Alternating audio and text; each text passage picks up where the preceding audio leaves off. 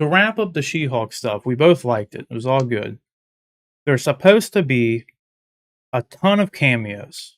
Who do you think we're going to see in this thing going forward? Like, you think it's going to be like? Here's some things that like I think might be interesting to see. The Defenders from Netflix. Yeah. Luke Cage, Well, we Jessica definitely. Jones. They might need some help. Punisher, Frank Castle. He might get in trouble with the law. Yeah. We know Charlie Cox is there. Yep. Well, that's the one. I mean, I think of all the guest spots, that's the one I'm most looking forward to. Is when they hopefully. Well, I mean, we saw it in the trailer when Daredevil shows up. Mm-hmm. Um, it would be awesome to see Punisher show up just for the confirmation alone that John Barenthal was back in the role and like back in the MCU. That would, or not back in it. I guess I don't know, because those shows were supposed to kind of be in the MCU and then Yeah. they weren't and now they're not. So anyway, MCU adjacent. yeah, it would be nice to have confirmation that his Punisher exists in our MCU proper. Um, and Jessica Jones and Luke Cage, yeah, all of them. That would be amazing. That's a lot though for one show to bring all those characters in with a kind of pulls all the attention away from her. The only thing I would actually, yes, I mean that's inherently there. I'm trying to get my lights better because I feel like you can see how red my face is. It's hot in here and the lights aren't really helping. This being a 9-episode, 30-minute procedural sitcom, it's essentially a Monster of the Week style of show. Granted, I haven't seen these other 9 episodes or 8 episodes, but given the vein of that kind of series, you go in and you have a new case every week and you do your thing. There's new characters, new villain, whatever it may be. And if they do that, you could have one episode be Luke Cage needs legal help, Jessica Jones needs legal help, Punisher needs legal help. Maybe Daredevil comes in and he's defending Frank Castle against her being the prosecutor. Like that would be fun. Like you could have like there's a rumor that potentially because the show breaks the fourth wall that I don't really have too much legitimacy of this besides somebody online obviously who supposedly knows somebody who worked on the show said that there's a scene where they actually go to like Marvel headquarters. So like Kevin Feige could potentially cameo in this at some point. Sure. And then like by extension I saw a good theory for like having a Deadpool cameo would be if they included that into the Kevin Feige cameo and just had like Ryan Reynolds his voice on the phone like talking to Kevin Feige and like I like that can be kind of fun.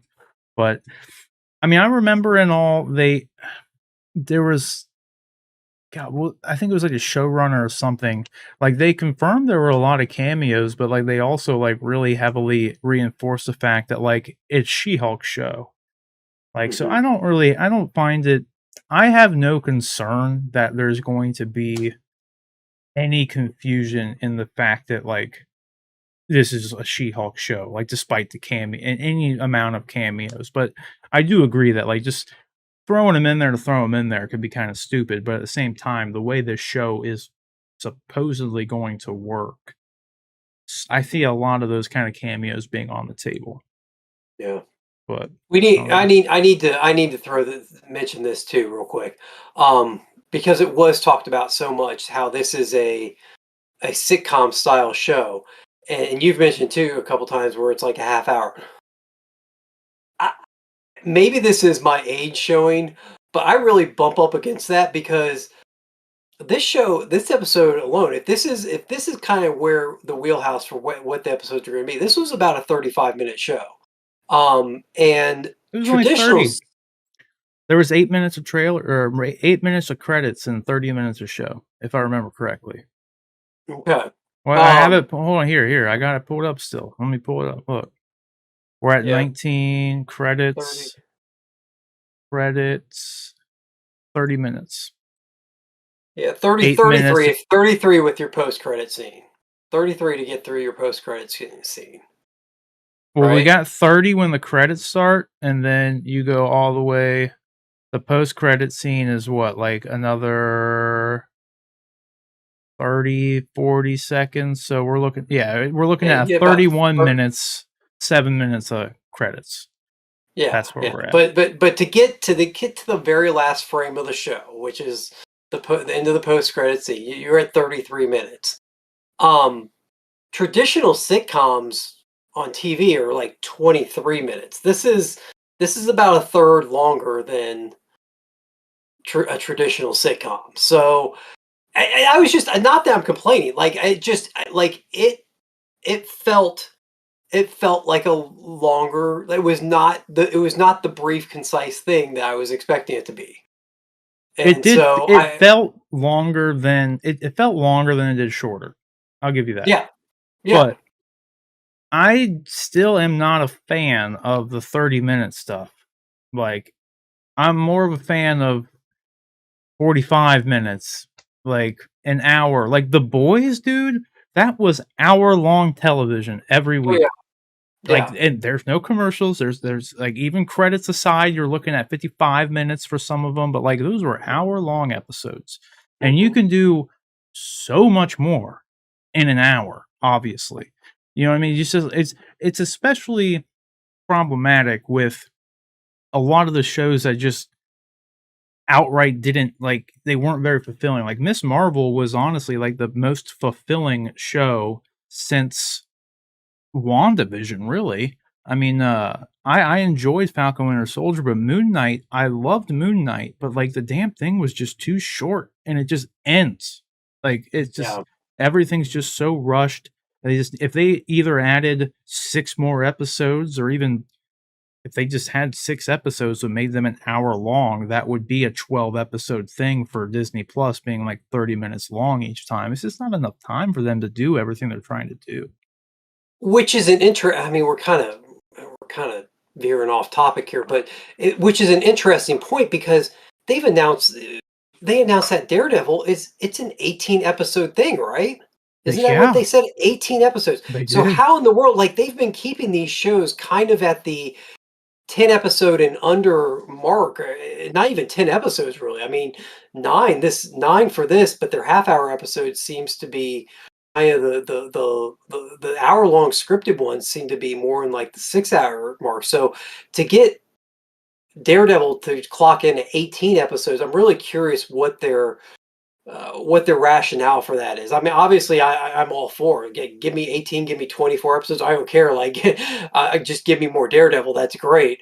Mhm. But I don't. I'm curious why that warranted that, versus maybe saying like just a second season. Is it where they did they have a story they wanted to tell, and like they were worried that the higher ups wouldn't give them a second season, so they were like, "Hey, we're not even going to present it as multiple seasons. We'll present it as just an 18 episode season." Like some of it's very strange how they're going about it. It's honestly a very bizarre thing because I feel like the 6 episode mandate was given by the higher ups because they wanted to keep the shows cheap. So they just had to rush everything in 6 episodes. In no way do I think any actual creative behind the show wanted to make those shows 6 episodes long. Like Yeah. that seems like a mandate from someone in a suit because we've seen all the shows that were 6 episodes and they didn't end well. Like I mean, look at the only one that ended well, granted, was Miss Marvel. But WandaVision was the only one that felt vaguely fulfilling. Falcon and Winter Soldier was pretty good all throughout, but could have been a little bit longer. And then honestly, I would go as far as say the Falcon and Winter Soldier is probably like right under, at least as far as all the stuff they were able to actually flush out. It Mhm. was probably right under Miss Marvel. I thought Miss Marvel was a little bit more fulfilling, but so it's like WandaVision, Miss Marvel, and then Falcon Winter Soldier. And then Moon Knight, even though it was inherently my favorite of them, it was also the worst of them because it was so rushed. But I feel like it's with this Daredevil thing, I'm of two minds. Is one, the suits just finally realized how many people were complaining and just how unfulfilled everybody kind of was with the 6 episode stuff. And like, because we were getting She Hulk now, it's 9 episodes. So maybe whoever mandated the 6 episode stuff has lifted that mandate a little bit. So if whomever was writing Daredevil said that they wanted it to be 18 episodes, then they were just okay with it. The only thing that's weird, it's like I have a joke explanation for it being 18 episodes and that they're all like Quibi length. If you remember Quibi, they were like 5 minute shows. So Yeah. every episode is going to be 5 minutes. And then the other one is like if they're going to make an 18 episode anything, why not just make a movie at that point? Because like especially if they're going to be like 20-30 minute episodes, you're looking at like a what I don't not going to do all the math right now, but it's like pretty close to like one or like a one good 3 hour or so movie. So you could probably condense that down into just a nice tight movie if you have 18 episodes of television you could do. And then the other kind of, I guess, quote unquote theory would be that the Daredevil thing, just the Born Again series itself, isn't going to just be a Daredevil thing, but it'll introduce a lot more of the street level heroes and tie into like Echo and She-Hulk, maybe introduce Defenders and just do a lot of this stuff kind of at the same time. And that's why it's 18 episodes. Because it Yeah. does seem very odd. No, Daredevil was on for 3 seasons, very successful 3 seasons, and they were not 18 episode seasons. So it is a very weird thing to say, we're going to do this. It's going to be 18 episodes. Like, why? So they obviously have something they're trying to do. And if you think about it, if they normally do 6 episode seasons, that's practically 3 seasons of their 6 episodes at 30 minutes. So we have She-Hulk that has Daredevil in it. We have Echo that has Daredevil in it. And then we have Daredevil, which is going to have Daredevil in it. So that's 3 shows. I feel like maybe all these things are going to tie in, and that's why it's going to be 18 episodes because they're like essentially backdooring that show to be like a Defenders kind of show. Yeah. That's my best guess. Yeah. I mean, it Unless could they're all 5 minute episodes. it could be. I wonder. I also wonder too if they are. I mean, because that's the other aspect of the Daredevil show is, are they going to be building off of what happened on the Netflix show? Is it going to be a mature rated program? If they're trying to bring it down to kind of the subject matter level of the rest of the MCU and not have it be mature related, then they might be reestablishing the character completely from scratch to account for maybe parents who don't want their kids to watch the Netflix series and trying to subtly, relaunch it fresh, and so they feel they need the 18 to kind of establish a show. I hope they don't do it. I hope they're okay keeping it mature. I hope they're okay finding that balance and being like, some of their content just isn't going to be for, I don't know. We'll I see. mean, they did introduce the rating thing on. They have the kid accounts and they have the non-kid accounts. They have R-rated stuff on Disney Plus right now. Yeah. It's just it's locked No, no, I behind the know that. so I mean I'm they just could. saying I'm just saying like while they have it on there, they haven't actually come out with a show that's mature rated for Oh yeah, they haven't for Disney sure. Plus or Right. for I'm sorry, for the MCU yet. There hasn't been a rated R MCU movie. There hasn't been a rated R MCU show yet. Not that there can't be and not that there won't be. I hope that I hope they go that route. But if they don't, if they're trying to bring the Daredevil character out of the Netflix bubble where it was a hard, mature rated program into more of the MCU bubble, um, then that could warrant the 18 episodes too. Especially if you're trying to get to Born Again, which requires you to have a lot of character establishment as far as the relationship between Matt Murdock and Karen Page and the Kingpin and all that goes in with that storyline. So Do you think how here's the thing though too. Do you think they're even going to because the MCU, it never does one for one. Like Civil War was nothing like Civil War in the comics. Age of Ultron was Sure, yeah, nothing like no. Age of Ultron in the comics.